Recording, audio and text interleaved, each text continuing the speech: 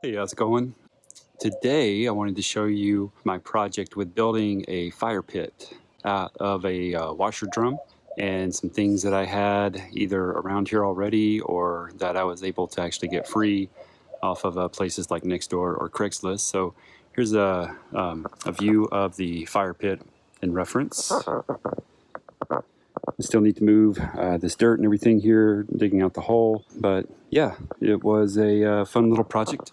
Didn't take all that long. It wasn't difficult at all. So let me go ahead and show you what's involved.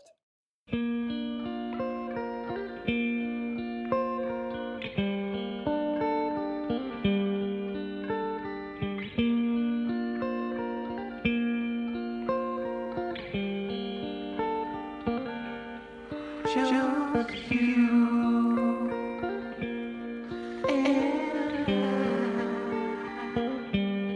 just you and I, together forever in love.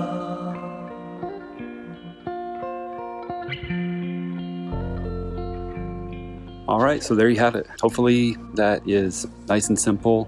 I would love to see what you think, what you find and make something out of, what you're able to use, any kind of comments or advice you might have for me. So feel free to leave a comment or anything like that.